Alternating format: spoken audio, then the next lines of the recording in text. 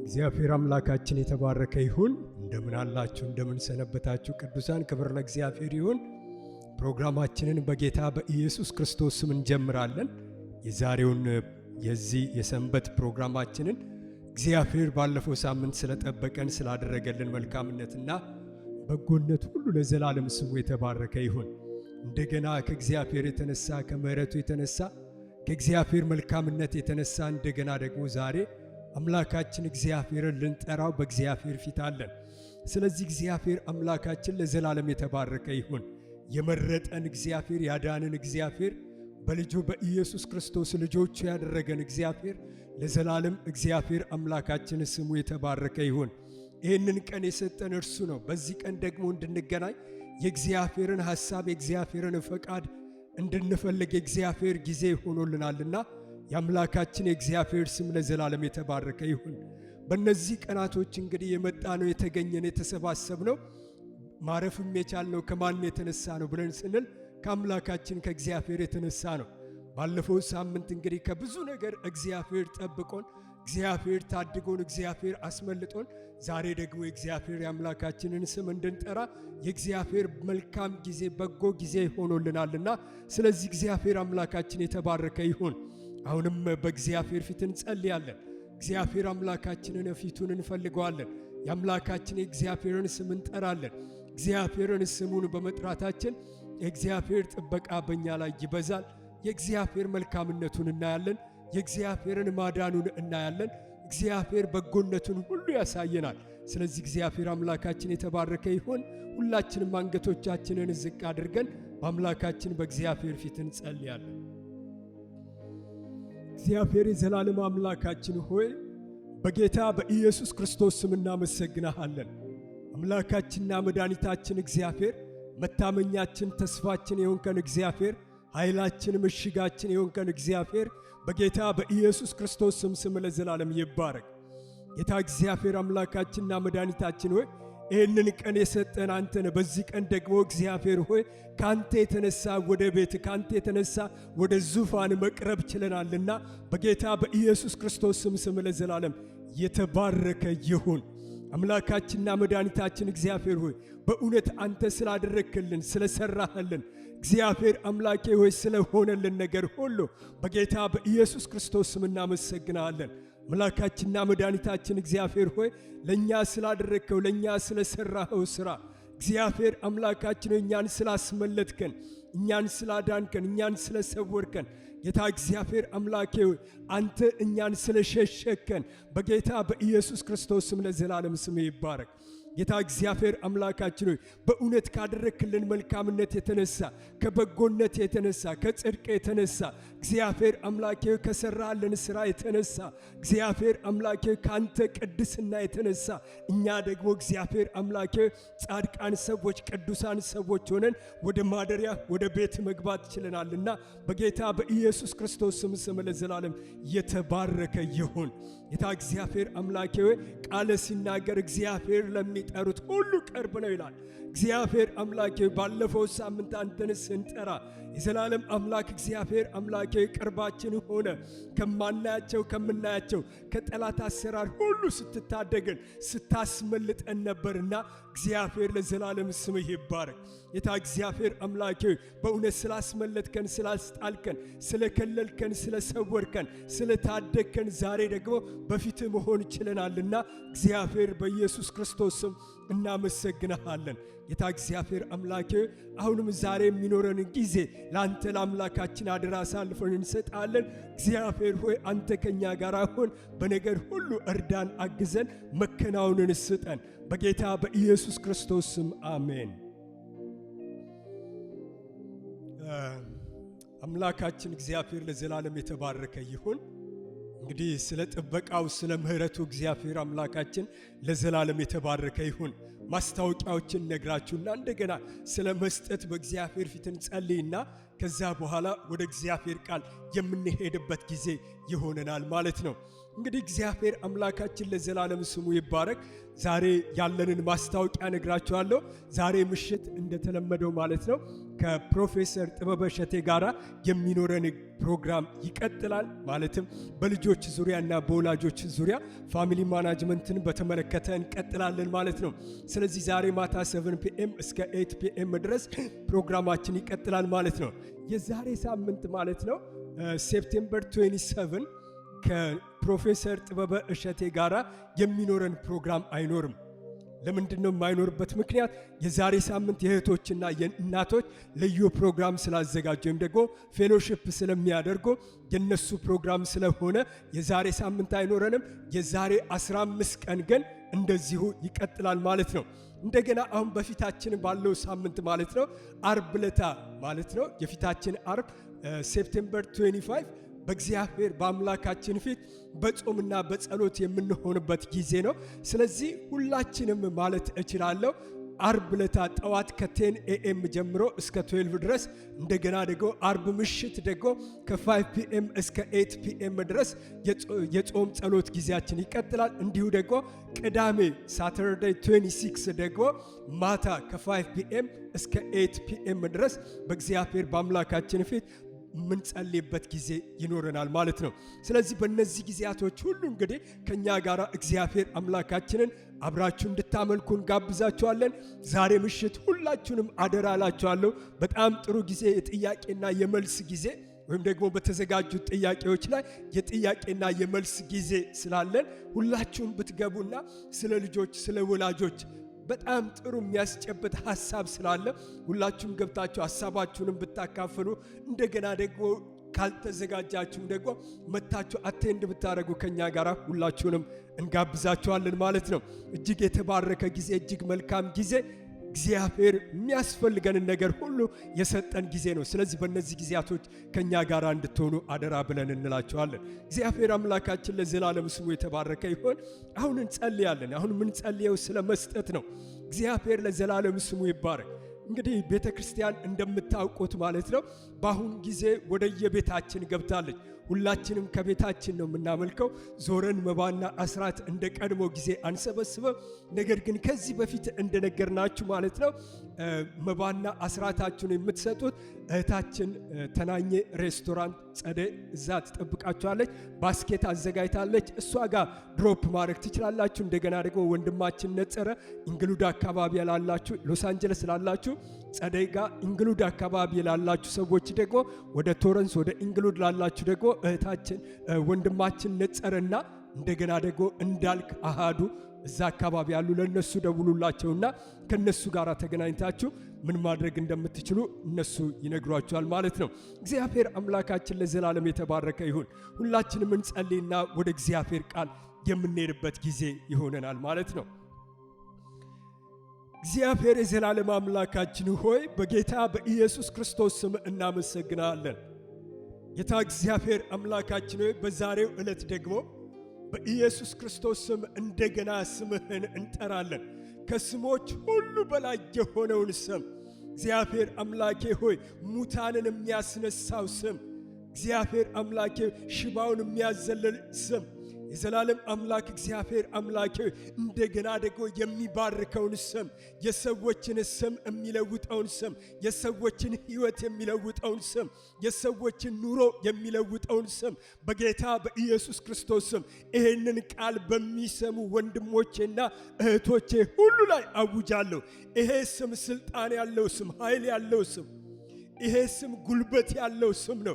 ይሄንን ስም በኢየሱስ ክርስቶስ ስም አውጃለሁ። እግዚአብሔር አምላኬ ሆይ በኢየሱስ ክርስቶስ ስም በመስጠት የሚያገለግሉት ወንድሞቼና እህቶቼ ላይ በቤተሰባቸው፣ በልጆቻቸው፣ በስራቸው ላይ በኢየሱስ ክርስቶስ ስም ይሄንን የበረከት ስም አውጃለሁ።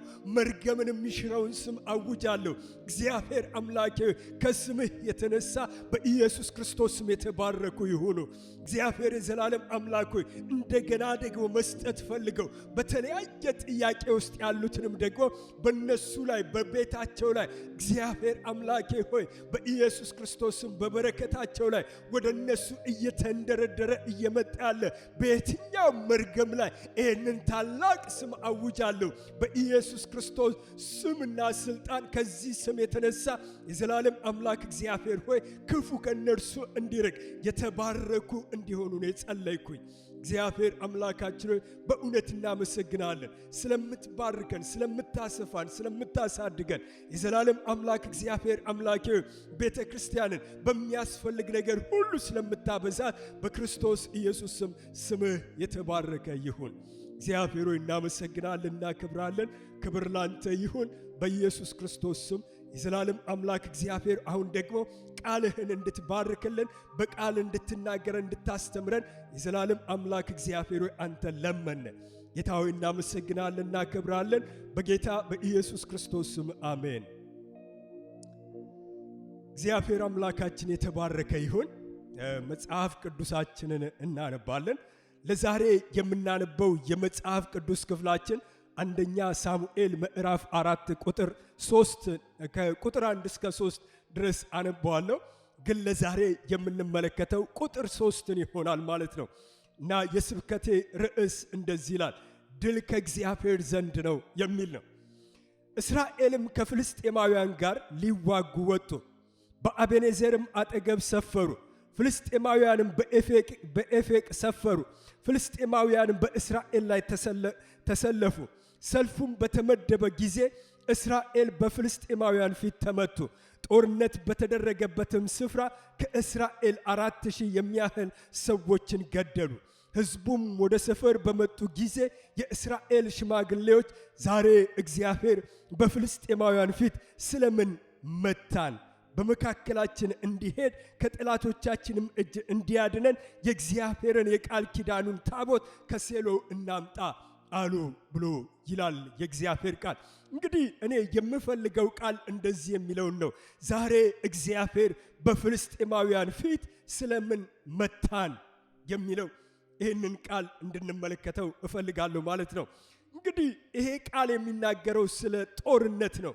ጦርነቱ ደግሞ በፍልስጤምና በእስራኤል መካከል የሆነ ነው ማለት ነው። እንግዲህ ርዕሳችን እንደነገርኳችሁ ድል ከእግዚአብሔር ዘንድ ነው ብያችኋለሁ። እና እግዚአብሔር ካልረዳ በስተቀር በጦርነት ውስጥ ማሸነፍ አይቻልም። በጦርነት ውስጥ እንግዲህ መሸነፍና ማሸነፍ ያለ ነገር ነው። ሁልጊዜ በጦርነት ውስጥ መሸነፍም አለ ማሸነፍም አለ ማለት ነው። በጦርነት እንግዲህ በጣም ብዙ ጊዜ ያሸነፉ ሀገሮችን ወይም ነገስታትን በምንመለከትበት ጊዜ በታሪክ ማለት ነው አንዳንዶቹ ዛሬ እንደምንጠብቃቸው አይደሉም። ከዚህ በፊት በታሪክ እንደምንመለከተው ማለት ነው በጣም በቃ አንሰው ትንሽ አገር ሆነው እናገኛቸዋለን። ለምሳሌ ሮምን በምንመለከትበት ጊዜ በጣም ብዙ ጦርነት ያደረገች ከዚህ በፊት ማለት ነው ታሪክ በምናጠናበት ጊዜ በጣም በብዙ የተሳካላት ብዙ ድል ያደረገች አገር ነበረች። ለምሳሌ ያህል እንኳን ብንመለከት እስከ ኢትዮጵያ ድረስ እንኳን ዘልቃ የመጣች አገር ነበረች ሮም። እንዲያውም አንዳንድ ጊዜ ቃላት እንኳን ሲነገር ምን ይባላል?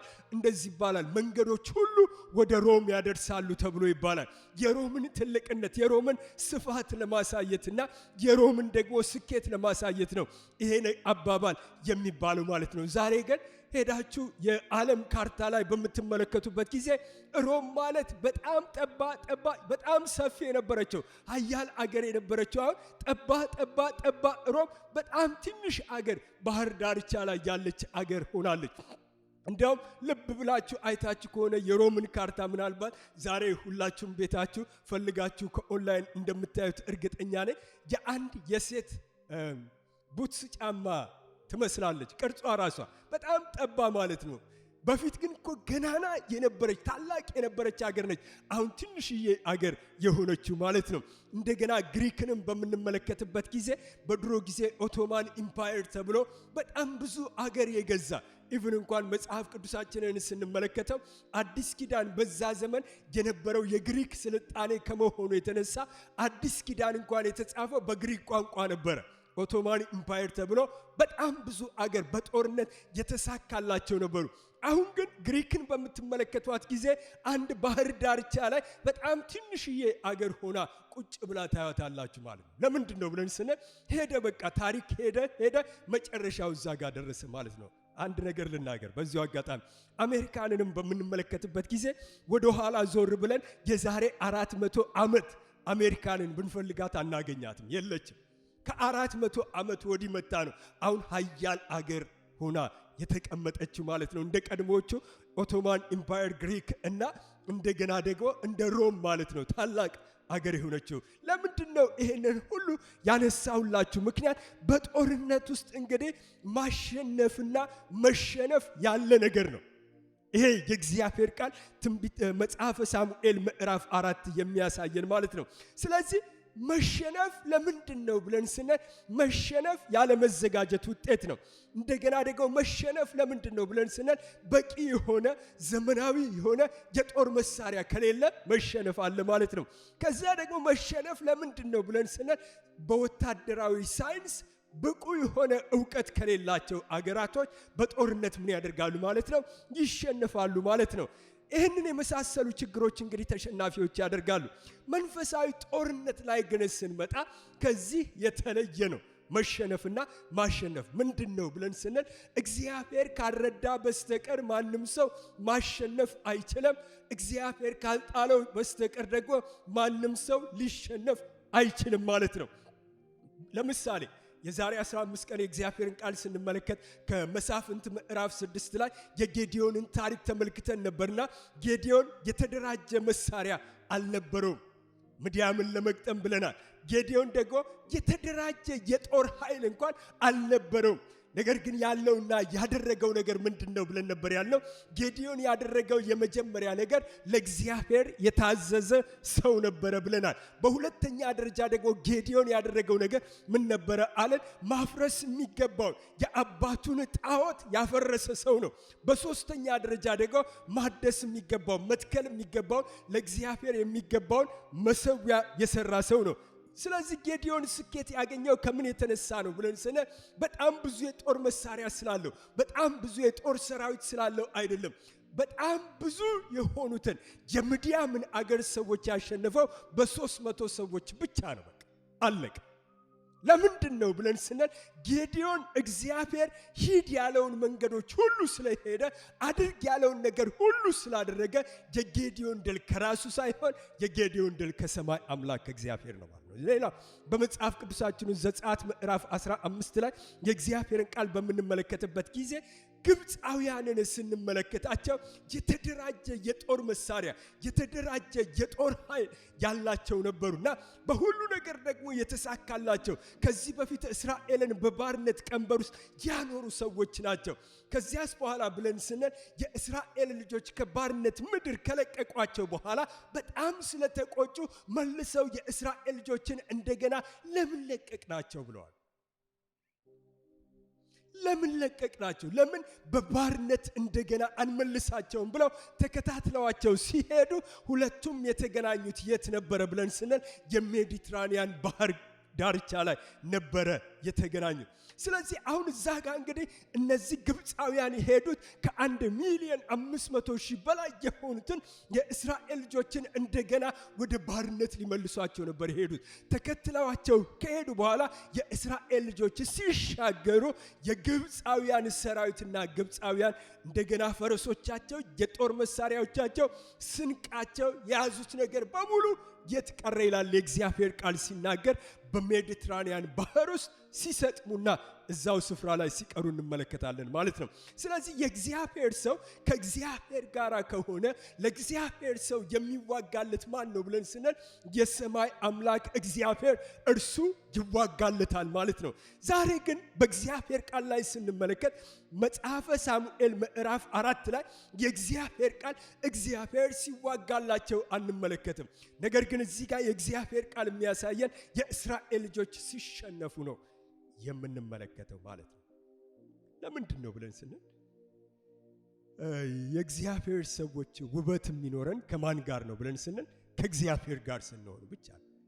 የእግዚአብሔር ሰዎች ጉልበት ያለን ከማን ጋር ስንሆን ነው ብለን ስንል ከእግዚአብሔር ጋር ስንሆን ብቻ ነው። እኛ በራሳችን ብንወጣ ጉልበት የለንም ወይም ደግሞ አቅም አይኖረንም ማለት ነው። አቅም ያለው ጉልበት ያለው ማን ጋር ነው ብለን ስንል የሰማይ አምላክ እግዚአብሔር ጋር ብቻ ነው። ለምንድን ነው ብለን ስንል እኛ ለጦርነት ስንወጣ እኛ ከእግዚአብሔር ጋር ከሆነን ጠላቶቻችን የሚዋጉት ከኛ ጋር ሳይሆን ነገር ግን ከሰማይ አምላክ እግዚአብሔር ጋር ነው። አንድ ቃል ልናገር። የእግዚአብሔርን ቃል በምንመለከትበት ጊዜ በሐዋርያት ሥራ ምዕራፍ 9 ላይ የእግዚአብሔር ቃል የሚለው እንደዚህ ነው። የእግዚአብሔር ቃል እንደዚህ ይላል። በሐዋርያት ሥራ ምዕራፍ 9 ላይ ሐዋርያው ጳውሎስ ሐዋርያ ከመሆኑ በፊት አሳዳጅ እያለ ክርስቲያኖችን ወይም ደቀ መዛሙርትን እያሳደደ ደብዳቤ ይዞ በወጣበት ጊዜ በመንገዱ ላይ በደማስቆ የተገናኘው ክርስቶስ ኢየሱስ ነበርና ከክርስቶስ ኢየሱስ ጋር ፊት ለፊት ሲያገኘው ክርስቶስ ኢየሱስ እንደዚህ አላለው፣ አንተ የኔን ደቀ መዛሙርት ለምንድን ነው የምታሳድድብኝ ብሎ አላለው። ነገር ግን ምንድን ነው ያለው መሰላችሁ? እንደዚህ ያለው፣ ሳውል ሳውል ሆይ ስለምን ታሳድደኛለህ ነው ያለው። ራሱን ያለው ለምንድን ነው ብለን ስንል እነዛ አማኞች ሁሉ ያሉት የት ነው ብለን ስንል በክርስቶስ ኢየሱስ ውስጥ ያሉ ናቸውና። ስለዚህ መጽሐፍ ቅዱሳችን እንግዲህ እኛ ከእግዚአብሔር ጋር ከሆንን የእኛን ጦርነት የሚዋጋው ማን ነው ብለን ስንል የሰማይ አምላክ እግዚአብሔር ነው። ዛሬ ባነበብኩላችሁ የመጽሐፍ ቅዱስ ክፍል ላይ እመጣበታለሁ። የእስራኤል ልጆች ግን ያሉት አንድ ነገር ነው። እግዚአብሔር በጠላቶቻችን ፊት ስለምን መታን ያሉ ናይዋል። አሁን ግን ያየነው ማንን ነው ብለን ስንል ጳውሎስን ነበር ያየነው።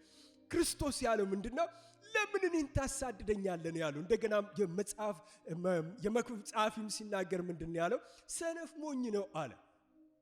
የገዛ ስጋውን ምን ያደርጋል? ይኮረትማል ብሎ ይላል፣ ወይም ይበላል ብሎ ይላል። እና አማኝን መንካት እንግዲህ ማንን መንካት ነው ብለን ስንል እግዚአብሔርን መንካት ነው። አማኝን መንካት እግዚአብሔርን ምን ማድረግ ነው? መንካት ነው። አንድ ነገር ልበላችሁ፣ እናንተ አታደርጉም። በርግጥ ግን የሚያማ ሰው ሲያማ ማንን ነው የሚያማው ብለን ስንል የገዛ ወንድሙ ክርስቲያኑን ብቻ አይደለም። ነገር ግን ሲያማ አንድ ላይ የሚያማው ማንን ነው መሰላችሁ? እሱ ራሱ የሚያመልከው አምላኩን እግዚአብሔርን ጭምር ነው። ያ ብቻ አይደለም። እንደገና ደግሞ እኔ ወንድሜን የምጠላው ከሆነ ክርስቲያን ወንድሜን የምጠላው ከሆነ እሱን ስጠላው እሱን ብቻ አይደለም የምጠላው፣ ነገር ግን የምጠላው ማንን ጭምር ነው ብለን ስንል በሱ ውስጥ ያለውን የሰማይ አምላክ እግዚአብሔርን ጭምር ምን አደርገዋለሁ? እጠላዋለሁ። ሌሎችም ነገር እንግዲህ እናንተ ዘርዝሩና ይህን እናደርጋለን ማለት ነው። ግን መጽሐፍ ቅዱሳችን ምንድነው? በዛሬው ክፍላችን እግዚአብሔር እንግዲህ ልናደርግ የሚገባና የሆነውን ነገር ደግሞ እግዚአብሔር ቃል ያሳየናል ማለት ነው። ስለዚህ በዛሬው ክፍላችን እንግዲህ እስራኤል ከፍልስጤማውያን ጋራ ያላቸው ጦርነት ምን እንደሚመስል ይነግረናል ማለት ነው። በዚህ ጦርነት እንግዲህ እስራኤል አሸናፊ ሳትሆን ተሸናፊ የሆነችበት ጊዜ ነው። ተመልከቱ፣ እስራኤሎች ናቸው። ግን ምን ማድረግ ነበረባቸው ብለን ስንል ማሸነፍ ነበረባቸው። በዛሬው የመጽሐፍ ቅዱስ ክፍላችን ላይ ግን በምንመለከትበት ጊዜ የእግዚአብሔር ቃል የሚለው የእስራኤል ልጆች አሸነፉ ብሎ አይለንም፣ ተሸነፉ ብሎ ነው የሚለን ማለት ነው። በዚህ ጦርነት እስራኤል እንግዲህ አሸናፊ ሳትሆን ተሸናፊ ነው። የተሸነፈችበት የራሷ የሆነ ምክንያት ነበራትና ችግሩ በቤተ መቅደስ ካሉ አገልጋዮች የጀመረ ወይም ደግሞ የእስራኤል መሸነፍ ከየት ነው የጀመረው ብለን ስንል ከእግዚአብሔር ቤት የጀመረ ነገር ነው። ዛሬ ለምሳሌ በምንኖርበት በዚህ ዓለም ላይ ስንመለከት የእግዚአብሔር ቤት እኮ በእውነት ነው የምላችሁ መሸነፍ የጀመርንበት ጊዜ ነው። ልክ እንደ እስራኤል ልጆች አሁን እንደምናነበው እንደዚህ ቤተ መቅደስ መሸነፍ የጀመርንበት ጊዜ ነው። ከምን የተነሳ ብለን ስንል ዛሬ ከሚደረገው ጋብቻ የተነሳ። ዛሬ ሰዎች እንግዲህ ምን አይነት ጋብቻ እያደረጉ እንደሆነ ሁላችሁም ታውቃላችሁ። ከዚህ የተነሳ እንግዲህ የእግዚአብሔር ቤት መሸነፍ፣ የእግዚአብሔር ቤት መውደቅ፣ የእግዚአብሔር ቤት መዋረድ የጀመረበት ጊዜ መቼ ነው መሰላችሁ? ነገ ሳይሆን ዛሬ የጀመረበት ጊዜ ነው። ልክ እንደነዚህ ሰዎች ማለት ነው። ሁለት ነገሮችን ለዛሬ እንመለከታለን። በዚህ ጊዜ እንግዲህ ሰዎች የተለማመዱት ነገር ስለነበረ እነሱ ሊሸነፉ ችለዋል። እርቃናቸውን ስለነበሩ መሸነፍ ችለዋል ማለት ነው። እንግዲህ የእስራኤል ልጆች ዛሬ በመናነበው በመጽሐፍ ቅዱስ ክፍላችን ላይ እስራኤል ከፍልስጤማውያን ጋር ሊዋጉ ወጡ። ከዛ በአቤኔዜር አጠገብ ሰፈሩ፣ ፍልስጤምም በኤፌቅ ሰፈሩ ይልና አሁን ለጦርነት ሲጋጠሙ እንመለከታቸዋለን። ጦርነት ሲወጡ እንመለከታለን። የእስራኤል ልጆች ከፍልስጤማውያን ጋር ጦርነት ወጡ። ልክ ለጦርነት ሲወጡ እስራኤሎች 100% እንደሚያሸንፉ እርግጠኞች ናቸው የእግዚአብሔር ቃል እንደሚለን። ነገር ግን ተሸነፉ። መሸነፍም ብቻ አይደለም፣ በአንድ ቀን 4000 ሰራዊት ወደቀባቸው አለቀባቸው ብሎ ይላል። የመጀመሪያው ጠላት እንደማያሸንፋቸው እግዚአብሔር ብቻ እንደሚያሸንፋቸው ገባቸው። ልክ ሲሸነፉ የመጀመሪያው ነገር ምንድነው? ጠላት እነሱን እንደማያሸንፋቸው፣ እነሱን የሚያሸንፋቸው እግዚአብሔር ብቻ እንደሆነ ገባቸው። በሁለተኛ ደረጃ ማሸነፍ በእግዚአብሔር እንጂ በሰው ብርታት እንዳልሆነ ይህንን ነገር አወቁ። እነዚህን ሁለት ነገሮች ቶሎ ብለን እንመለከታለን ማለት ነው። ስለዚህ ጠላት እንደሚያሸንፋቸው እንደማያሸንፋቸው እነሱን ሊያሸንፋቸው የሚችል የእግዚአብሔር አምላክ ብቻ እንደሆነ ስለተረዱ ሽማግሌዎቹ መሸነፋቸውን 4000 ሰዎች መውደቃቸውን ከጦር ሜዳ የመጡ ሰዎች በኢየሩሳሌም መጥተው ሲነግሯቸው ሽማግሌዎቹ ተሰበሰቡና እንደዚህ አሉ። ይህችን ቃል ተናገሩ። ሁላችሁም በልባችሁ ያዙልኝ። እንዲህ አሉ። ሕዝቡም ወደ ሰፈር በመጡ ጊዜ ይላል። ከየት? ከጦር ሜዳ ወደ ሰፈር በመጡ ጊዜ ይልና የእግዚአብሔር ቃል እንደዚህ ይላል። የእስራኤል ሽማግሌዎች ዛሬ እግዚአብሔር በፍልስጤማውያን ፊት ስለምን መታን? ልብ በሉ፣ ደግሜ አነበዋለሁ። የእግዚአብሔር ቃል እንደዚህ ይላል። ሕዝቡም ወደ ሰፈር በመጡ ጊዜ የእስራኤል ሽማግሌዎች ዛሬ እግዚአብሔር በፍልስጤማውያን ፊት ስለምን ምን አደረገን? መታን። የእስራኤል ልጆችን በዚህ ስፍራ በምንመለከትበት ጊዜ በፍልስጤማውያን ተሸንፈው አያውቁም ከዚህ በፊት። የእስራኤል ልጆች ማለት አወጣጣቸው ምን እናደርጋለን? እናሸንፋለን ብለው ነው የወጡት። እስራኤል ቢያንስ እኮ ከዚህ በፊት እኮ ማለት ነው 32 ነገስታትን አሸንፈው እኮ ነው አሁን የደረሱበት ስፍራ የደረሱት። 32 ነገስታትን አሸንፈው ነው። የዛሬው መሸነፋቸው ግን ለሁሉም ሰርፕራይዝ ሆኖባቸዋል። አዲስ ገጠመኝ ሆኖባቸዋል። ስለዚህ እስራኤል ማንም ሊያሸንፋቸው እንደማይችል ያውቃሉ። ከዚህ በፊት ማንም ጠላት ቢመጣ የፈለገ ጠላት ቢሰለፍ እነሱን ሊያሸንፋቸው እንደማይችል 100% እርግጠኛ የሆኑ ናቸው። ስለዚህ እነርሱን ሰውም እንደገና ደግሞ ጠላትም አያሸንፋቸው። ሊያሸንፋቸው የሚችል ማን እንደሆነ አወቁ፣ እግዚአብሔር ብቻ እንደሆነ አወቁ። ስለዚህ ዛሬ 4000 ሰራዊት ሲሞትባቸው በጠላቶቻቸው ፊት ሲሸነፉ እንደገና ወደ ኋላቸው ሲሸሹ የተናገሩት እንደዚህ ብለው ነው። ዛሬ አሉ እንዲህ አሉ፣ ዛሬ እግዚአብሔር በፍልስጤማውያን ፊት ስለምን መታን? እነሱን ያሸነፋቸው ሰው አይደለም። እነሱን ግን ያሸነፋቸው ማን ነው ብለን ስንል የሰማይ አምላክ እግዚአብሔር ብቻ ነው። በቃ ጠላቶቻቸው አላሸነፏቸውም። እንደገና ደግሞ ሌሎችም ደግሞ ምን አላደረጓቸውም? አላሸነፏቸውም። አንድ ቃል ልናገር። ከዚህ በፊት ይህንን ቃል ተናግሬዋለሁ። ኤሜሲያስ የተባለ ንጉሥ ነበርና በአንድ ወቅት ይሄ ኤሜሲያስ የተባለ ንጉሥ የይሁዳ ንጉሥ ነበር ይላል የእግዚአብሔር ቃል ሲናገርና እስራኤል ለሁለት የተከፈሉ ናቸው እና የይሁዳና የእስራኤል ነገዶች የተለያዩ ናቸውና የይሁዳው ነገድ ምን አደረገ ይላል? ለጦርነት ሊወጡ አሰቡና ሲያስቡ ያላቸው 300,000 ወታደር ብቻ ነው። ስለዚህ 10 ነገዶች ያዕቆብ ልጆች ማለት ነው 10 ነገዶች ወዳሉበት ሄዱና አንድ ጥያቄ ያቀረቡ። ምን አሏቸው? ወታደር ከነሱ መግዛት ፈለጉ። ከዛ በኋላ 100,000 ወታደር መግዛት ፈለጉ ከ10 ነገድ ማለት ነው። እነዚህ ሁለቱ ናቸው፣ ይሁዳና ብንያም ናቸው። የቀሩት ግን 10 አንድ ላይ ናቸውና ወታደር መግዛት ፈለጉና ከነዛ ሄደው በ100,000 መክሊት 100,000 ወታደር ገዝተው አመጡ። ለጦርነት አሁን ሊዋጉ ነው ከደማስቆ ጋር ከሶሪያ ጋር እና ሊዋጉ ሲሉ ተዘጋጅተው እያለ ሁሉን ነገር አዘጋጅተው ለጦርነት ተዘጋጅተው 300 ሺህ የነበራቸው 400 ሺህ ወታደር ሆኑ ተሰባሰቡና በአንድ ላይ ማለት ነው። ልክ ለጦርነት ሊወጡ እየተዘጋጁ እያለ አንድ እግዚአብሔር ነብይ ወደ ንጉሱ ኤሜስያስ መጣና አንድ ቃል ተናገረው። እንደዚህ አለው፣ ንጉሱ ሆይ አለው፣ አሁን አንተ በገዛሃቸው በ100 ሺህ ወታደርና በራስ ወታደር ተሰልፈ ወጥተ ማሸነፍ ብታስብ አለው አይሳካልህም አለው። ለምንድነው አለው? የመርዳትና የመጣል ኃይል ከእግዚአብሔር ዘንድ ነው እንጂ ከሰራዊት ብዛት አይደለም አለው። አንተ አለው አሁን በገዛሃቸው በወታደሮች ብዛት አለው በእነሱ ተመክተ አሸንፋለሁ ብለህ ብትወጣ ማሸነፍ አትችልም። ምክንያቱስ አለው የመርዳትም የመጣልም ኃይል ያለው በማን ዘንድ ነው አለው? በእግዚአብሔር ዘንድ ነው አለ። ስለዚህ አሁን ባነበብኩላችሁ የመጽሐፍ ቅዱስ ክፍል ላይም ደግሞ አንደኛ ሳሙኤል ምዕራፍ 4 ላይ በምንመለከትበት ጊዜ የእስራኤል ሽማግሌዎች ተሰብስበው የተናገሩት ነገር ምንድነው? እንደዚህ ነው ያሉት፣ እግዚአብሔር ዛሬ ለምን በጠላቶቻችን ፊት እኛን ምን አደረገን? መታን። ጠላቶቻችን መቱን፣ ጠላቶቻችን አዋረዱን አይደለም ያሉት። እግዚአብሔር ራሱ ነው ምን ያደረገን? እኛን የመታን ብለው ይላሉ ማለት ነው። ስለዚህ የመታቸው እግዚአብሔር እንጂ ጠላቶቻቸው አይደሉም።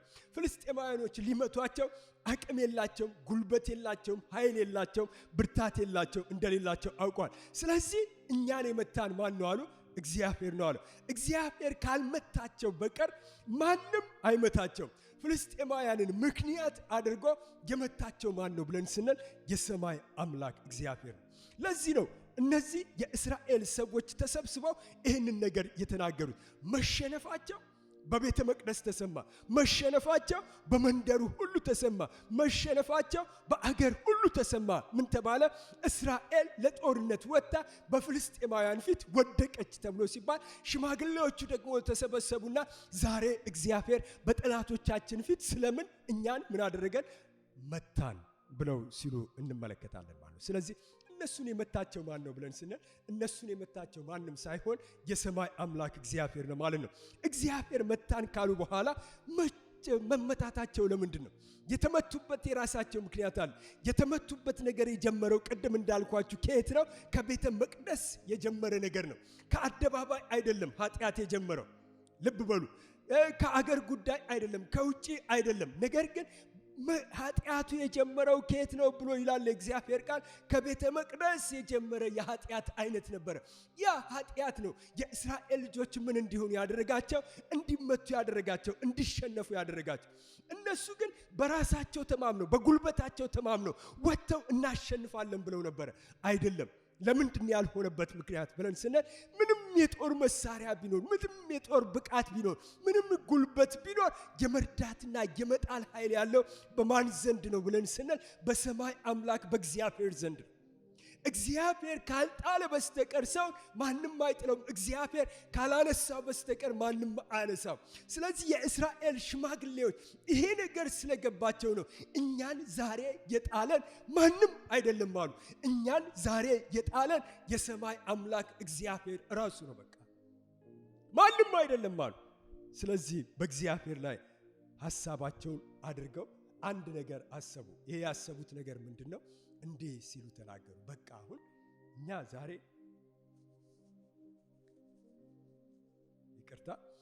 እኛ ዛሬ እንግዲህ መሸነፍ ተሸንፈናል። ግን ማሸነፍ የምንችልበት ምክንያት ወይም መንገድ አለ አሉ። ምንድነው ማሸነፍ የምንችልበት ምክንያት አሉ? ታቦቱን ይዘን ብንወጣ ጠላቶቻችንን ምን ማድረግ እንችላለን? ማሸነፍ እንችላለን አሉ። ምክንያቱም ታቦቱን በሚያስቡበት ጊዜ የዮርዳኖስን ወንዝ የከፈለላቸው ይሄ ታቦት ነው። የኢያሪኮን ቅጥር ያፈረሰላቸው ይሄ ታቦት ነው። ጠላቶቻቸውን ለነርሱ እንዲገዙላቸው ያደረገላቸው ይሄ ታቦት ነው። በፍልስጤም ምድር ደግሞ መርገም የሆነው ይሄ ታቦት ነው። ወደ ሰዎች ቤት ገብቶ ደግሞ በረከት የሆነው ይሄ ታቦት ነው። ስለዚህ ታቦቱን ይዘን ብንወጣ አሉ በጠላቶቻችን ፊት ማሸነፍ እንችላለን አሉ። ግን አሁንም ደግሞ ምን ማድረግ አልቻሉ? የእግዚአብሔር ቃል ሲናገር እዛ ዝርዝር ውስጥ አልገባ፣ ማሸነፍ አልቻሉም በፍጹም። ለምን? ሽማግሌዎቹ ብለናል። ዛሬ እግዚአብሔር በጠላቶቻችን ፊት እኛን ምን አደረግን ብለዋል? መታን ብለዋል። ዛሬ የሆነው ከምን የተነሳ ነው? እኛ ሁላችንም ዛሬ የሆነው ከምን የተነሳ ነው? ዛሬ ለምንድን ነው በዚህ አይነት መከራ ውስጥ ማለፍ ያስፈለገን ብለን ስንል እግዚአብሔር አዋቂ ነው። ከነዚህ ሰዎች ሕይወት የምንመለከተው ይሄንን ነው። እግዚአብሔር አዋቂ ነው። በቃ እግዚአብሔር ራሱ ያደረገው ነገር ነው። ዛሬ በምንመለከትበት ጊዜ ለምንድነው ምድር ዛሬ በአስጨናቂ ሁኔታ ውስጥ እያለፈች ያለችበት ምክንያት? ዛሬ ስንሰማ ጦርነቱን ስንሰማ በሽታውን ስንሰማ ከሰዎች አይምሮ በላይ የሆነ ነገር ስንመለከት ለምንድነው ዛሬ እንደዚህ ሊሆን የቻለበት ምክንያት ብለን ስንል የእስራኤል ሰዎች ሲናገሩ ምን አለ? ዛሬ እግዚአብሔር እኛን በጠላቶቻችን ፊት ምን አድርጎናል አሉ? ጥሎናል አሉ። ዛሬ ደግሞ ምድር እንደዚህ የሆነችውን እንድትሆን የሆነበት ምክንያት ለምንድነው ብለን ስንል ያው እግዚአብሔር ነው እንግዲህ ይህንን ነገር የሚያውቅ ማንም ሰው አይደለም ማለት ነው። ለምንድነው የሰው ልጆች ሁሉ ዛሬ የተዋረዱበት ምክንያት፣ ሞት የነገሰበት ምክንያት፣ ሰዎች የሚሞቱበት ምክንያት፣ በአስጨናቂ በሽታ ሰዎች ሕይወታቸው እየተቀጠፈ እየተወሰደ ያለበት ምክንያት ለምንድነው ብለን ስንል እነዚህ ሰዎች እንደዚህ አሉ። ዛሬ እግዚአብሔር ለምንድነው በጠላቶቻችን ፊት ምን ያደረገን አሉ? የመታን ብለው ሲሉ እንመለከታለን ማለት ነው። የተሸነፈች ዓለም ውስጥ እንኖራለን፣ ግን ሰዎች እንደ ቀላል ነገር ምን እያደረጉ ናቸው? እያለቁ ናቸው፣ እየሞቱ ናቸው። ሰዎች ከአጠገባችን እየተወሰዱ ናቸው። ለምንድን ነው? እነዚህም ሰዎች ጥያቄ ነበራቸው። ለምንድን ነው ከኛ መካከል 4000 ሰዎች ያለቀበት ምክንያት ብለው ሲሉ እንግዲህ እነሱን እግዚአብሔር ካላሸነፋቸው በስተቀር ሰው እንደማያሸንፋቸው እርግጠኛ ናቸው ማለት ነው። ስለዚህ ግን ለምንድን ነው እግዚአብሔር ዛሬ የመታን? ለምንድን ነው ዛሬ እንዲህ አይነት ኑሮ እንድንኖር የሆነበት ምክንያት? ለምንድን ነው እሱ ዛሬ እንደዚህ የተሸነፈ ኑሮ የምንኖርበት ምክንያት? ለምንድን ነው እግዚአብሔር የተወን ምክንያት? ለምንድን ነው እግዚአብሔር ዛሬ ምድር በእንደዚህ አይነት ስቃይ ውስጥ በእንደዚህ አይነት ሰቆቃ ውስጥ ስታል የሰዎች ልጆች ሲጨነቁ እግዚአብሔር ለምንድን ነው ምድርን የተወበት ምክንያት ብለን ስንል አንድ ነገር የመርዳትና የመጣል ኃይል ያለው በእግዚአብሔር እጅ ነው። የእስራኤል ልጆችን ሊረዳቸውም የሚችል አንደኛ ሳሙኤል ምዕራፍ 4 ላይ ሊጥላቸውም የሚችል ማንም አይደለም፣ የሰማይ አምላክ እግዚአብሔር ብቻ ነው ማለት ነው። ሁለተኛውን እናይና እንጨርሳለን። ማሸነፍ ደግሞ በእግዚአብሔር እንጂ በሰው ብርታት አይደለም። እነዚህ ሰዎች አሁን ገባቸው። በቃ ምንድነው የገባቸው ብለን ስንል አንድ ነገር ገባቸው። እነሱ ማሸነፍ የሚችሉት በእግዚአብሔር ኃይል፣ በእግዚአብሔር ጉልበት፣ በእግዚአብሔር መንፈስ፣ በእግዚአብሔር ብቃት እንጂ በእነሱ ማንነት የትኛውንም ችግር የትኛውንም ተራራ መሻገር እንደማይችሉት ገባቸው። ስለዚህ ምን አሉ? ዛሬ እግዚአብሔር በጠላቶቻችን ፊት ምን አደረገን? መታናል። የእስራኤል ልጆች እንግዲህ ተዋግተው በስሙ መሸነፍ እንደማይችሉ ሁሉ በራሳቸው ደግሞ ተዋግተው ማሸነፍ እንደማይችሉ ያውቃሉ።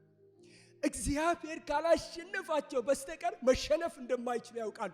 እግዚአብሔር ደግሞ የነሱን ጦርነት ካልተዋጋ በስተቀር ደግሞ የእስራኤል ልጆች ማሸነፍ እንደማይችሉ ያውቃሉ። በራሳቸው ወጥተው ተዋግተው ማሸነፍ እንደማይችሉ ያውቃሉ። ለዚህ ነው እግዚአብሔር ሲናገር ምን አለ? ሰልፉ የማን ነው አላቸው? የእግዚአብሔር ነው አላቸው። የእናንተ አይደለም አላቸው። ሰልፉ ሁለተኛ ዜና ምዕራፍ 20 ላይ ሰልፉ የእናንተ አይደለም፣ ሰልፉ የማን ነው? የእግዚአብሔር ነው አለ። ስለዚህ ነው እናንተ በጠላቶቻችሁ ፊት ዝም ብላችሁ ትቆማላችሁ፣ የእግዚአብሔርን ማዳን ምን ታደርጋላችሁ አለ? ታያላችሁ አለ። እናንተ ትቆማላችሁ አለ። ለምንድን ነው ብለን ስንል የነሱን ጦርነት ሊዋጋ የሚችለው የሰማይ አምላክ እግዚአብሔር ብቻ ነው።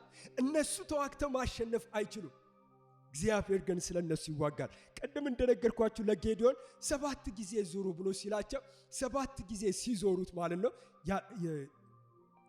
የጌዲዮንና የእግዚአብሔር ሰልፍ ብላችሁ ጮሁ ብሎ ሲላቸው የጌዲዮንና የእግዚአብሔር ሰልፍ ብለው ሲጮሁ ያን ጊዜ የያዙት ነገር ምንድነው ብለናል? ጠላቶቻቸው ጋር ሄደው ምድያማውን ጋር ሄደው የያዙት ነገር ምንድነው ብለን ስንል መለከት ነው የያዙት።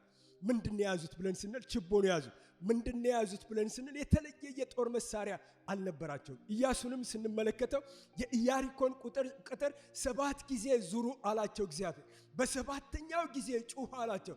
በሰባተኛው ጊዜ ሲጮሁ የኢያሪኮ ቅጥር ፈረሰ ብሎ ይላል። እነሱ ምንም ያደረጉት ነገር የለም፣ የተዋጉት ነገር የለም። ለምንድን ነው ብለን ስንል የነሱን ጦርነት የሚዋጋ የሰማይ አምላክ እግዚአብሔር ብቻ ነው በቃ። እነሱንም ደግሞ በጠላቶቻቸው ፊት እንዲወድቁ የሚያደርጋቸው ማን ነው ብለን ስንል የሰማይ አምላክ እግዚአብሔር ብቻ ነው። ስለዚህ እግዚአብሔር በራሱ መንገድ፣ በራሱ አሰራር፣ በራሱ ጊዜ ምን ያደርጋል ብለን ስንል ሁሉን ማሸነፍ ይችላል ማለት ነው። በቃ በራሱ ጊዜ፣ በራሱ አሰራር እግዚአብሔር በራሱ መንገድ። ለምሳሌ ሳምሶንን በምንመለከትበት ጊዜ ጠላቶችን ያሸንፍ ነበር። ለምንድን ነው የሚያሸንፍበት ምክንያት ብለን ስንል የእግዚአብሔር መንፈስ በሱ ላይ ስለነበረ ነው ማለት ነው። ነገር ግን ደግሞ የእግዚአብሔር መንፈስ ከሱ በተወሰደበት ጊዜ ሳምሶን ሲሸነፍ እንመለከተዋል። የእግዚአብሔር ቃል ሲናገር ሳምሶን ተሸነፈ፣ ሳምሶን ተማረከ፣ ሳምሶን አይኑ ወጣ፣ ሳምሶን ጸጉሩ ተላጨ፣ ሳምሶን ማላገጫ ተደረገ፣ ሳምሶን ወፍጮ የሚፈጭ ሰው ተደረገ ብሎ የእግዚአብሔር ቃል ይናገራል። በፊት እኮ ሳምሶን ሲባል አንድ ጊዜ ሲቆም በአንድ ጊዜ 1000 ሰዎችን በአንድ ያህያ መንጋጋ ሬሳ በሬሳ ያደርጋቸው ነበር። በጣም ጉልበተኛ ሳምሶን በአንድ ጊዜ አገር የሚያክል ሰራዊት ሳምሶን ያሸንፍ ነበር። ነገር ግን ከምን የተነሳ ነው ብለን ስንል ከሳምሶን የተነሳ አይደለም፣ እግዚአብሔር ከእርሱ ጋር ከመኖሩ የተነሳ ነው። አሁን ግን እግዚአብሔር ከእሱ ሲለይ ሳምሶን አሸናፊ አይደለም፣ ተሸናፊ ነው የሆነው። ስለዚህ የእስራኤል ልጆች በአንደኛ ሳሙኤል ምዕራፍ 4 ላይ የእግዚአብሔር ቃል እንደሚነግረን እነሱ ማሸነፍ የሚችሉት ለካስ አንድ ነገር ሲሆን ነው፣ እግዚአብሔር ከነሱ ጋር ሲሆን ብቻ ነው። አለቀ። ከዛ ውጭ ማሸነፍ አይችሉም። እስራኤልም ሆነ ግለሰቦች ተዋግቶ ማሸነፍ አይችሉም። ነገር ግን የሚያሸንፈው ማን ነው ብለን ስንል እግዚአብሔር። የሰዎችን ጦርነት ተዋግቶ የሚያሸንፈው ማን ነው ብለን ስንል የሰማይ አምላክ እግዚአብሔር ብቻ ነው። እግዚአብሔር ያሸንፋል። የእስራኤል ልጆች ደግሞ ይሄዱና ምን ያደርጋሉ? ምርኮ ይበዘብዛሉ ማለት። እግዚአብሔር ያሸንፋል። የእስራኤል ልጆች ምርኮ ይበዘብዛሉ፣ ይወጣሉ። እግዚአብሔር የነሱን ጦርነት ይዋጋል። ከዛስ በኋላ በዝብዘው ይመለሳሉ። እንደገና ደግሞ የእስራኤል ልጆች ደግሞ ወጥተው በጦርነት ሲሸነፉ ደግሞ እግዚአብሔር የነሱን ጦርነት አልተዋጋም። ያልተዋጋበት እግዚአብሔር የራሱ የሆነ ምክንያት አለው ማለት ነው። ሁላችሁም እንደምታውቁት የእግዚአብሔር ቃል ሲናገር 12 ሰላዮች ተላኩ ይላል፣ የከነዓንን ምድር ለማየት ማለት ነው። እነዚህ 12 ሰላዮች በተላኩበት ጊዜ ማለት ነው 10ሩ ሲመለሱ አንድ ነገር ተናገሩ። ምን አሉ? በዛ የኤናቅን ሰዎች አየናቸው አሉ። የኤናቅ ሰዎች ማለት ደግሞ በጣም ትልልቆችና ግዙፎች ናቸው አሉ። ስለዚህ በእነርሱ ፊት ማን መቆም ይችላል? እንደውም ካስፈለገ አሉ እኛ በእነሱ አይነ ፊት ስንታይ እንደ አንበጣንን አሉ። አንበጣ ማለት እንግዲህ ወዲያውኑ ረግፎ ምን የሚያደርግ ነው? የሚቀር አቅም የሌለው ጉልበት የሌለው እንደዛ አድርገው ራሳቸውን ቆጠሩት። በቃ እኛ እኮ ማለት እንደዚህ አይነት ሰዎች ነን፣ እንደ አንበጣ የሆንን ሰዎች ነን። በእነሱ አይነ ፊት ምን ስናደርጋሉ? በምንታይበት ጊዜ እንደ አንበጣ ነን። እነሱ ግዙፎች ናቸው፣ እነሱ ታላላቆች ናቸው። የኤናቅን ሰዎች በዛ አይተናቸዋል ብለው የሰዎችን ልብ ቅልጥ የሚያደርግ የሰዎችን ልብ የሚያወርድ ቋንቋ ሲናገሯቸው እንመለከታል። ስለዚህ የእግዚአብሔር ቃል ሲናገር እነዚህን 10 ሰዎች የሰሟቸው ሁሉ የእግዚአብሔር ቃል እንደሚለው እንደ አንበጣ በምድረ በዳ ረግፈው ቀሩ አላቸው። ሁለቱ ግን ምን አሉ? ኢያሱና ካሌብ እንደዚህ አሉ። መጡና ለሙሴ እንደዚህ አሉ፣ አዎ ልክ ነው አሏቸው። የኤናቅን ልጆች በዛ አይተናቸዋል። እነዛ ትልልቅ ሰዎች ቁመተ ረጃጅሞቹን እዛ አይተናቸዋል።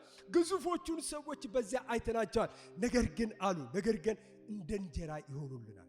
ምክንያቱም ደግሞ ሲናገሩ እግዚአብሔር ጠላቶቻችንን በእጆቻችን አሳልፎ ምን አድርጎናል አለ? ሰጥቶናል አለ። ለ10ሩ ሰዎች ግን ምንድናቸው ብለን ስንል ራሳቸውን ትንሽዬ አድርገው ወሰዱት። እንደ አንበጣ አድርገው ሳሉ። በቃ አቅም እንደሌላቸው፣ ጉልበት እንደሌላቸው፣ ምንም ነገር ማድረግ እንደማይችሉ ራሳቸውን በቃ ትናንሽዬ ፍጥረታቶች አደረጓቸው። እነዚህ ግን ሁለቱ ሰዎች ግን ተነሱና ምን አሉ? እንደሱ አይደለም ማለት እናንተ ያላችሁት ሁሉ ትክክል ነው አሉ።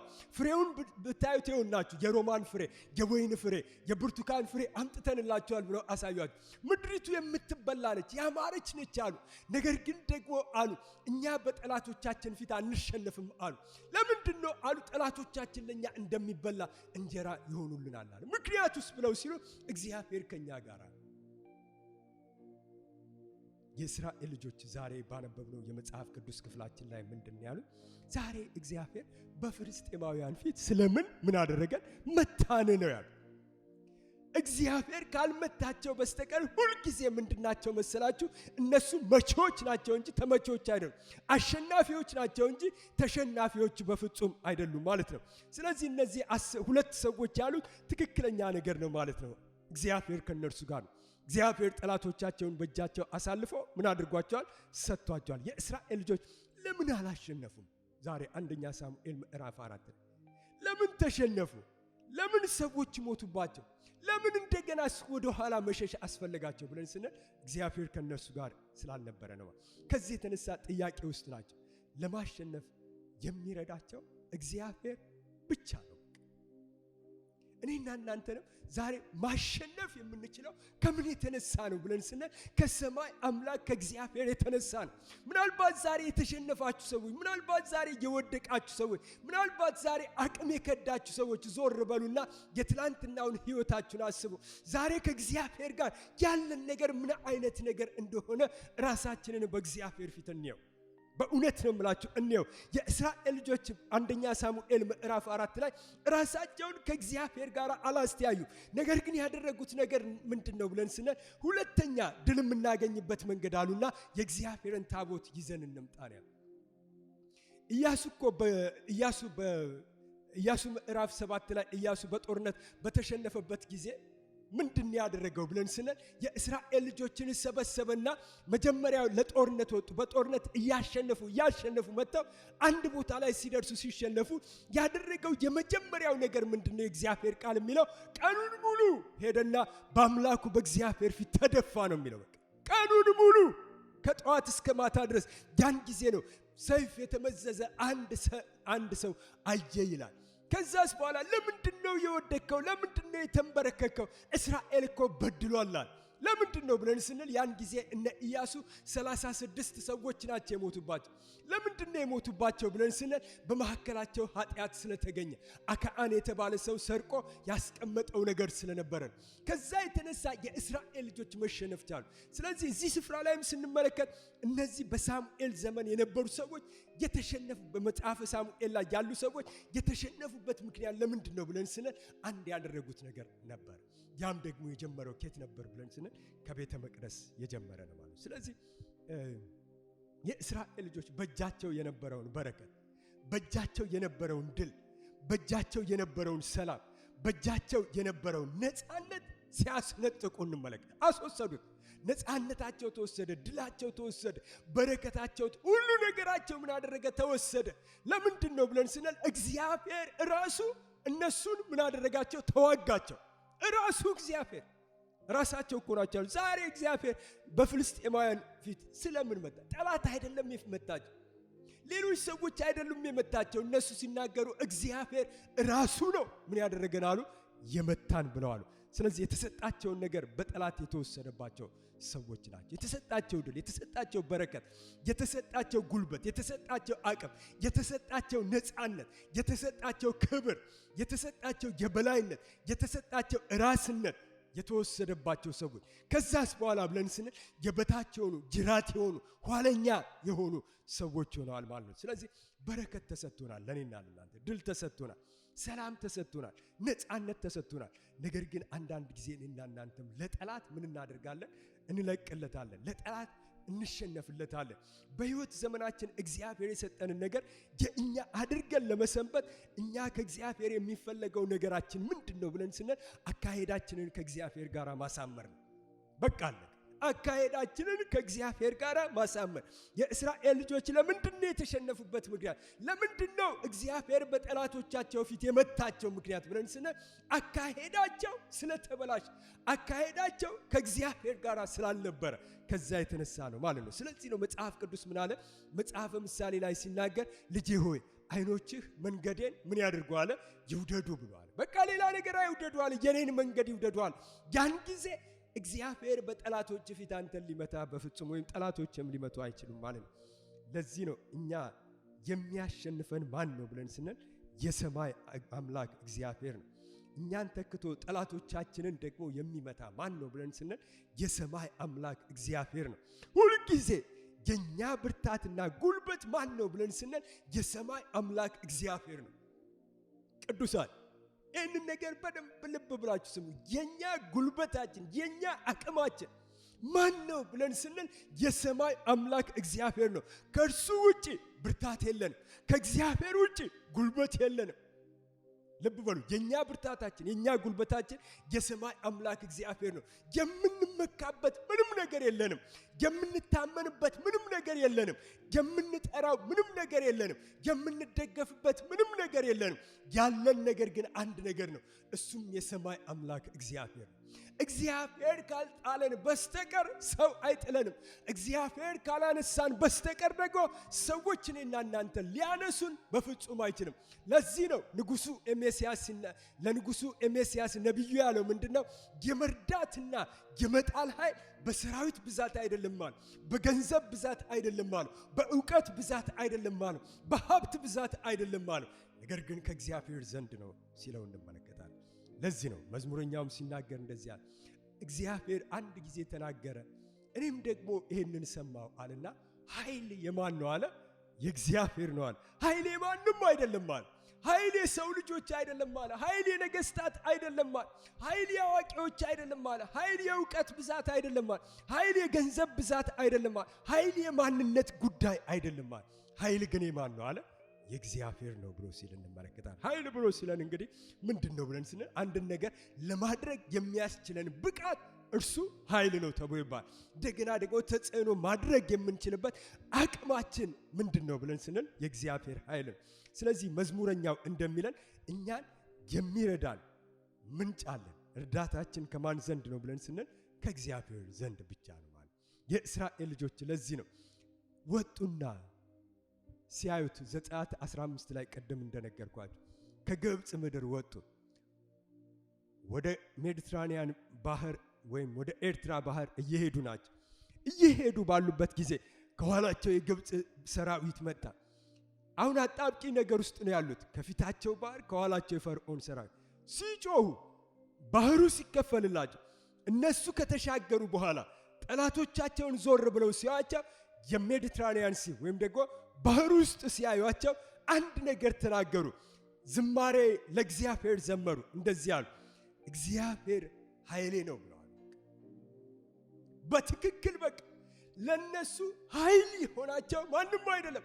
የነሱ ብቃት፣ የነሱ ማንነት፣ የነሱ ጉልበት አይደለም።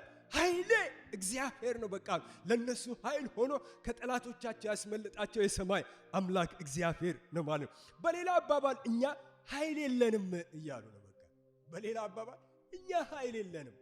ኃይላችን ግን ማን ነው አሉ? እግዚአብሔር ራሱ ነው አሉ። እግዚአብሔር ኃይል እንደሆናቸው ይናገራል ማለት። ስለዚህ ነው እንግዲህ ኢየሱስም ያለው ምንድነው? እንደዚህ አለ፣ ያለ እኔ አለና ዮሐንስ ወንጌል ምዕራፍ 15 ቁጥር 5 ላይ ምንም ልታደርጉ አትችሉም አለ። ያለ እኔ በቃ። ስለዚህ ምንድነው ማድረግ ያለባችሁ? እኔን ጠበቅ አድርጋችሁ ምን ማድረግ አለባችሁ? መያዝ አለባችሁ። ከኔ ጋራ ህብረት ማድረግ፣ ከኔ ጋራ መወዳጀት አለባችሁ፣ በኔ ላይ መተከል አለባችሁ ብሎ ሲላቸው ያለ እኔ ምንም ልታደርጉ አትችሉም። እነዚህ የእስራኤል ልጆች ዛሬ ያየናቸው በአንደኛ ሳሙኤል ምዕራፍ 4 ላይ ያለ እግዚአብሔር ምንም ሊያደርጉ አልቻሉ። ያለ እግዚአብሔር በጠላቶቻችን ፊት ዛሬ ስለምን ምን አደረገን? መታናሉ። ያለ እግዚአብሔር ስለነበሩ። ከእግዚአብሔር ጋር ግን ሲሆኑ 32 ነገስታትን አንበርክከው ነው እዚህ ስፍራ ላይ የደረሱት ማለት ነው። ስለዚህ ኃይላችን ማን ነው ብለን ስንል እግዚአብሔር ነው። የምንሸነፈው ከእግዚአብሔር የተነሳ ነው። የምናሸንፈውም ደግሞ ከእግዚአብሔር የተነሳ ነው ማለት ነው። እሱ ካልጣለን ማንም አይጥለንም። እሱ ካላነሳን ደግሞ ማንም ሰው እኛን ሊያነሳን አይችልም ማለት ነው። ለዚህ ነው አንድ ቃል ልናገርና በዚህ ጨርሳለሁ። በአንደኛ ቆሮንቶስ ምዕራፍ 1 ቁጥር 26 ላይ የእግዚአብሔር ቃል ሲናገር መጽሐፍ ቅዱሳችን እንደዚህ ይላል። የእግዚአብሔር ቃል እንደዚህ ይላል፣ ወንድሞች ሆይ መጠራታችሁን ተመልከቱ። እንደ ሰው ጥበበኞች የሆኑ ብዙዎች ኃያላን የሆኑ ብዙዎች ባላባቶች የሆኑ ብዙዎች ምን አላደረጉም ማለት አልተጠሩም ብለዋል። እነዚህ ሰዎች አልተጠሩም ማለት ብዙዎች ኃያላን፣ ብዙዎች አዋቂዎች፣ ብዙዎች እንዲህ አይነት ሰዎች አልተጠሩም ማለትና ቁጥር 24 ላይ ግን ስንመጣ የእግዚአብሔር ቃል እንደዚህ ሲል እንመለከታለን። ለአሕዛብ ሞኝነት፣ ለተጠሩት ግን አይሁድ ቢሆኑ የግሪክ ሰዎች ቢሆኑ የእግዚአብሔር ኃይልና የእግዚአብሔር ጥበብ የሆነው ማን ነው አለ? ኢየሱስ ክርስቶስ ነው። ስለዚህ ምንድነው ብለን ስንል ለተጠሩት ግን አይሁድ ቢሆኑ የግሪክ ሰዎች ቢሆኑ የእግዚአብሔር ኃይል የእግዚአብሔር ጥበብ የሆነው ክርስቶስ ኢየሱስ ነው። አሁን ለኛ ኃይላችን ማን ነው ብለን ስንል ክርስቶስ ኢየሱስ። እዚህ ጋር ስንመለከት ግን ቁጥር 26 ላይ ጥበበኞች የሆኑ መጠራት የነበረባቸው ሰዎች፣ አስተዋይ የምንላቸው ኃያላን የምንላቸው ሰዎች እነዛ ሰዎች ምን አላደረጉ ማለት አልተጠሩም አለና ነገር ግን ለተጠሩ ሰዎች ደግሞ አለ የግሪክ ሰዎች ቢሆኑ አይሁዶች ቢሆኑ አለ ምንድነው አለ እንደዚህ ነው አለ የእግዚአብሔር ኃይልና የእግዚአብሔር ጥበብ የሆነላቸው ማን ነው? ክርስቶስ። ስለዚህ ለኛ ኃይላችን፣ ለኛ ጉልበታችን፣ ለኛ ብቃታችን ማን ነው ብለን ስንል ክርስቶስ ነው። የምናሸንፍበት ክርስቶስ ነው። ጠላትን ደግሞ የምንመታበት ጉልበት አለን።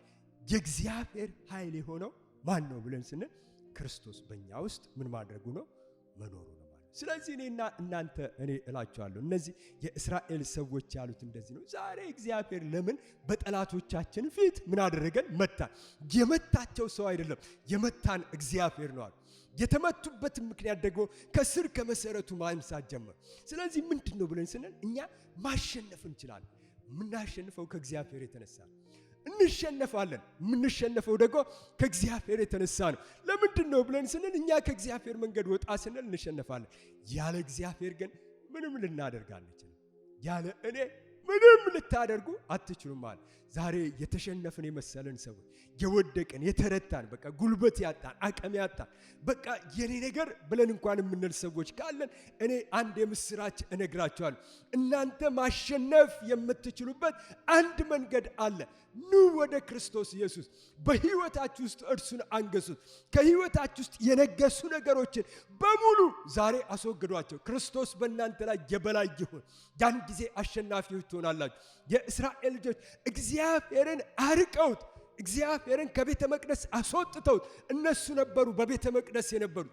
እግዚአብሔርን አስወጥተውት እነሱ ብቻ ነበሩ ያመልኩ የነበሩት። እግዚአብሔርን አስወጥተውት እነሱ ነበሩ ያመልኩ የነበሩት፣ ይጸልዩ የነበሩት፣ ይዘምሩ የነበሩት። ግን ለምንድን ነው ብለን ስንል በቤተ መቅደስ ውስጥ ከተለማመዱት ነገር የተነሳ ነበር። ስለዚህ እግዚአብሔር ምን አለ? ከፍልስጤማውያን ጋር ጦርነት እንዲወጡ አደረጋቸው። ጦርነት ወጡ፣ ተመቱ፣ ተሸነፉ። በቃ አለ። እግዚአብሔር ጣለን። ልክ ልብ ሲሉ ሲነቁ ምን አሉ? እኛን እኮ እግዚአብሔር ካልጣለን ሰው አይጥለንም፣ እግዚአብሔር ካላነሳን ደግሞ ሰው ያነሳ። ወንድሜና እህቴ፣ እናቶችና አባቶች፣ እግዚአብሔር ካልጣላችሁ በስተቀር ማንም ሰው አይጥላችሁ። እግዚአብሔር ካላነሳችሁ በስተቀር ማንም ሰው አያነሳችሁ። ለምንድን ነው ብለን ስንል ነቢዩ አለው ለኤሜስያስ የመርዳትና የመጣል ኃይል በእግዚአብሔር ዘንድ ነው። እንጸልያለን። እግዚአብሔር የዘላለም አምላካችን ሆይ በጌታ በኢየሱስ ክርስቶስ ስም ስለነበረን ጊዜ ከኛ ጋር ስለነበርክ እናመሰግንሃለን። አምላካችንና መድኃኒታችን እግዚአብሔር ሆይ ዛሬ ስለነበረን ጊዜ፣ ዛሬ ስለነበረን ቃል የዘላለም አምላክ እግዚአብሔር አምላኬ በእውነት አንተ ካልጣልከን ማንም እንደማይጥለን፣ አንተ ካላነሳን ማንም እንደማያነሳን ምክንያቱስ ብለን ስንል ደግሞ የመርዳትና የመጣል ኃይል ያለው ካንተ ከአምላካችን ከእግዚአብሔር ዘንድ እንደሆነ አሁን በቃል ነገርከን። እግዚአብሔር አምላክ ሆይ እንደነገርከን በኢየሱስ ክርስቶስ ስም እኛን ማንም ሊያሸንፈን እኛም ደግሞ ማንም ሊያሻግረን እንዳይችል አይተናል።